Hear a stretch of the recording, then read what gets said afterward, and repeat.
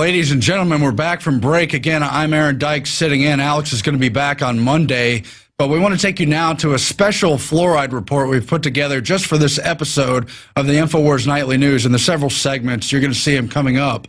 Now, the first one is hidden footage never before seen from the Austin water treatment plant where they add the fluoride after the filtration process. I went on this tour, and we also sat through a lecture along with some of the fluoride action people from here in the area. And it's incredible. They have a pretty reasonable water treatment facility, several stages of filtration, and then they just add the corrosive, deadly, and harmful fluoride on top of it after cleaning the rest of the water. It's shameful, but we're going to take you now to that report so you can see for yourself what really goes on to your water. For more than 60 years, the federal government in the United States, as well as many other governments across the planet, have carried out an elaborate hoax designed to convince the public that fluoride is added to most water supplies to improve oral hygiene. This report will examine the facts. Hundreds of chemicals are added to municipal water supplies, all under the name fluoride. Sodium fluoride and its variants are the chemical byproducts of aluminum fertilizer, cement, steel, and nuclear weapons manufacturing. Children who ingest fluoride will actually get a form of tooth decay called dental fluorosis, dark brown stains, and tooth decay. The American Dental Association recently put out a nationwide alert. In the memo, they warned parents not to make baby formula using fluoridated water. Fluoride is the active ingredient in many pesticides, like rat poison. Fluoride has been proven to cause brain damage, reduced IQ, impairs memory and learning. It has been conclusively shown to cause damage in the kidneys. It has been directly linked to bone disease, bone cancer, reduced thyroid activity, and it has also been proven that it's linked to other cancers. Unfortunately, this is only the beginning of the list of medical issues directly related to the ingestion of fluoride. After years of attempting to get the city of Austin to allow our crew in to show the deadly poison-filled fluoride tanks, we were finally allowed to. But the tour guide at the water treatment plant told us that it was their policy that we not shoot video. Well, it's our policy to show the people of Central Texas and the world who are being forcibly fluoridated to see the truth. It is our policy to resist tyranny. So here's the footage. Okay, that's what it is. So storage tanks are in that building. So there's tank 2 and tank 1. And then this is a discharge line, like a return line for him to...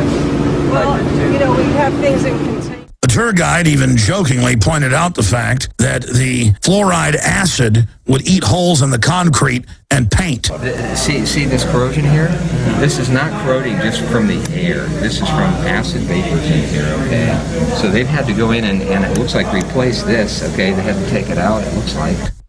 Here you can see the pipes where they lovingly pump the carcinogenic, brain-eating chemical weapon into you and your children's water supply. This type of fluoride-based acid has the CDC's highest danger rating of number 4. Again, it is in the most dangerous class of chemicals with an MSDS health rating of 4. Life-threatening, major or permanent damage may result from a single or repeated exposure. Organ failure, cancer, the list goes on and on, all purposely pumped into your water supply. If sodium fluoride and its other variants are so dangerous, then why are more than 70% of U.S. cities forcing it on their citizens as a form of forced medication? Eugenics is the long-standing plan of population control and domination being quietly carried out by those who are determined to bring about a one-world government and a new world order. Fluoride was used by the Nazis to poison the water in the concentration camps and slave labor camps. The Nazis knew that the brain-damaging effects of fluoride would enable them to control the populations with more ease.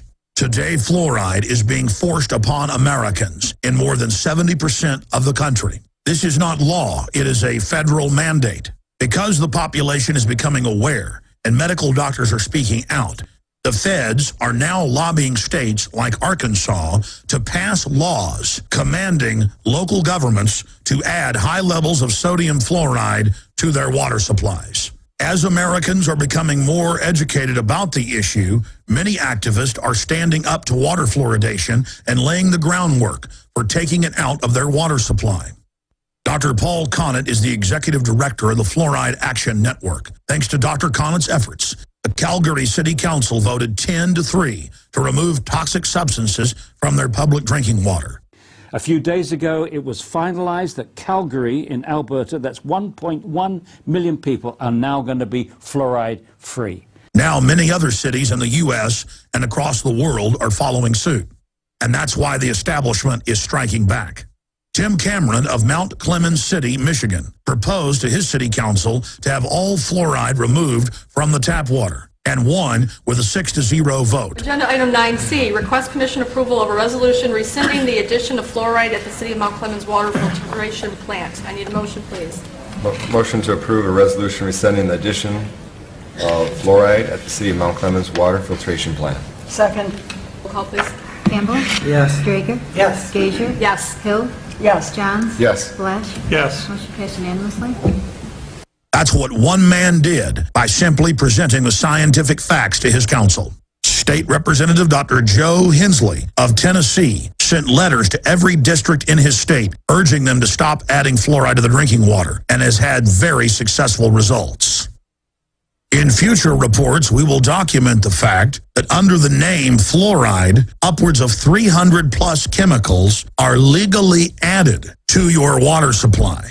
Americans are forced to drink a literal toxic waste stew that is left over from different industries who would have to pay to store the toxic waste. Instead, our cities, in some cases, pay millions of dollars a year for the poison.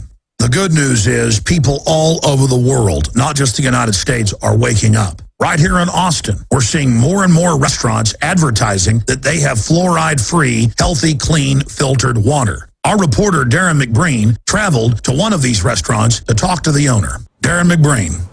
Thanks, Alex. We're standing outside of Hop Dotty's, a local hamburger restaurant located in South Austin. Now, this is just one of the many restaurants in town choosing organic and locally produced ingredients over GMO and conventionally farmed foods. However, Hop Dotty's has taken this trend one step further. They're also removing the fluoride as well as other toxins from the drinking water that they serve their customers. You'd be surprised that it's a small percentage that really appreciate it, but the ones that do understand what fluoride does to you, they are ecstatic. They love seeing that. Sodium fluoride is a chemical byproduct of aluminum, phosphate, cement, steel, and nuclear weapons manufacturing. It reduces IQ, impairs memory and learning. It has shown to poison kidney function. It causes bone disease as well as reduced thyroid activity and is a proven cause of cancer. Well, not only is it bad for humans, it's also bad for animals of all kinds as well. I just don't understand why fluoride needs to be in the water to begin with. I do not think it belongs in our water supply. I said it's for promoting like tooth health, oral hygiene and stuff like that. It's supposed to be good for your teeth. Anything in the water supply doesn't sound like something that I'd be for.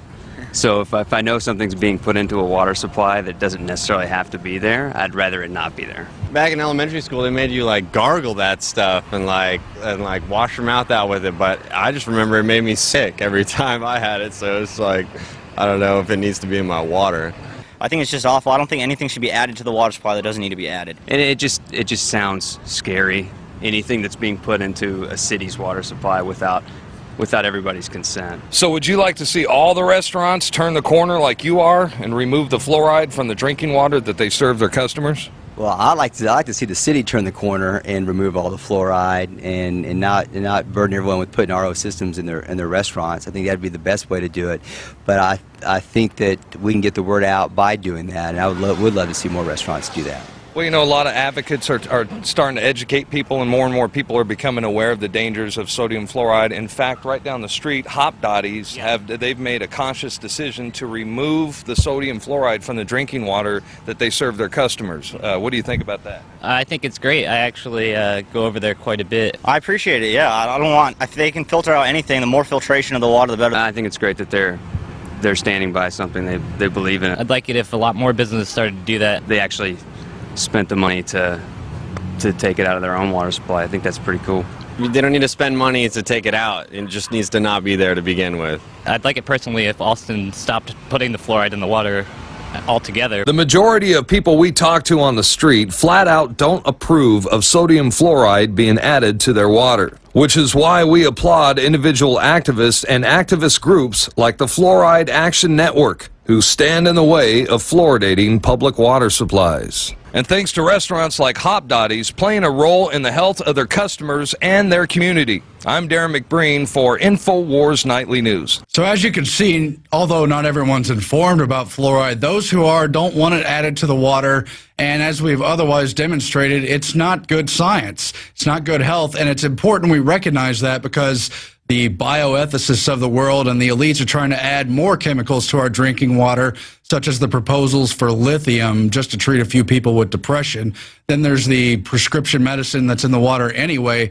Now, we want to show you a clip from May 2011. We showed you some other clips from Dr. Paul Conant, pretty much the leading anti-fluoride activist out there, yesterday. And here in this clip, in a roundtable with Alex, they talk about some of the successes and how really the tide is beginning to turn, especially as the public becomes more aware. But at the same time, these mid-level bureaucrats have no interest in helping out the public they supposedly serve.